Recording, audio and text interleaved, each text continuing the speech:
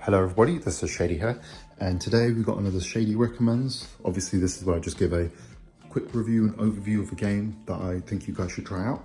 And today I'm going to be talking about Sonic Adventure. Yeah, this is just one of my favorite games from my childhood, and it's one that I pretty much loved as soon as I played it. Okay, let's explain what this game is, if you guys don't know. There's been so many Sonic games, and obviously, this game was released back in, what, 99, I guess, originally. So, some people may not know. But basically, this was the first 3D Sonic game, and it was released alongside the Dreamcast back in 1999. And yeah, why I love this game. See, this game was really ambitious.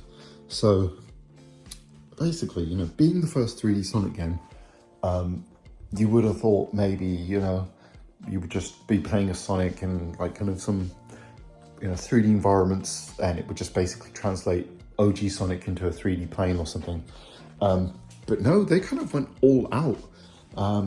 Obviously, we had Mario 64, a few years before this, for the N64, which kind of revolutionized 3D gaming.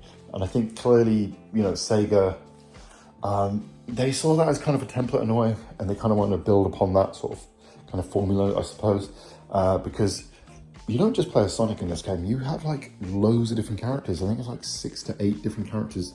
You play as like Tails, Knuckles, a few other characters. I don't want to spoil everyone.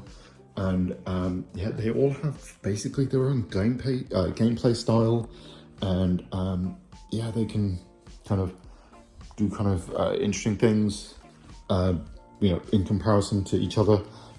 There's one character, for example, whose game involves like just fishing, which is kind of amazing. It's funny because people say they don't like those levels, but yeah, I really like them. I just love every style of the game, and I just love the game itself. Got an amazing soundtrack. Another thing I really like is, obviously, it's called Sonic Adventure, and basically, the reason why it's called that is because you have what are called adventure zones, and obviously the game itself is an adventure. It feels like almost like a big story-based RPG in a way. There's cutscenes with voice acting, and there's like quite a big story. It's like quite a step up from the previous Sonic games in terms of like storytelling, I suppose. Another thing I love is, obviously, you have kind of a town, basically, like hub worlds that you kind of can sort of explore, and there's not a lot to do in them, but there's a few little cool things here and there. And then obviously you have the adventure zones, which are basically, your kind of standard stages, which will obviously be different depending on the character. So obviously with Sonic, it's about going fast and platforming. Tails is very similar, but you kind of fly.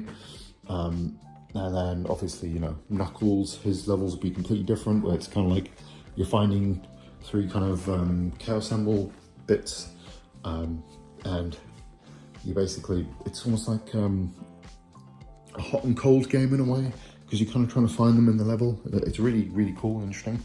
And then there's those like cool little mini games and random things you can do in this game as well. That just like, yeah, kind of, it felt like they just went a bit extra with this game, even though they didn't really need to.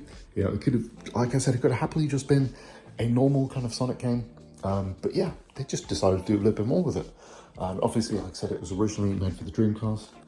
And there's a really interesting thing with this game, where obviously it's been ported. You've got like the GameCube version, for example, and then there was the HD port after that, which was kind of done for PS3 and 360. Then obviously it's available on Steam, and thankfully you can actually pick up the game, or well, you can play it on the Xbox One and Series systems via backwards compatibility, which is also awesome. So the game's still like available to buy on the Xbox store, which is great, and it's actually not that expensive. Yeah, the interesting thing is though, I still think the Dreamcast version is kind of the best version, because it just seemed to have, like, the sensitivity was just right in that version. I mean, the other ones are still good, because there's this common complaint that like the game feels like it doesn't control perfectly, which it is the first 3D, or one of the first 3D kind of platformer games. So obviously it's not perfect. The camera controls aren't the best. You kind of just have to like leave the camera alone, even though you can kind of move it. You just let it do its own thing. And yeah, the controls can be a little finicky, but once you get used to it, it's really good. And yeah, it's just a really fun game.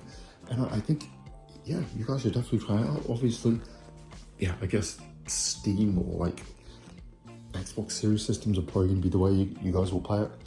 There is actually, for the 360, there was a collection called the Dreamcast Collection, which had basically put 4 of the digital games onto a disc, and that's really cool because their games are preserved now.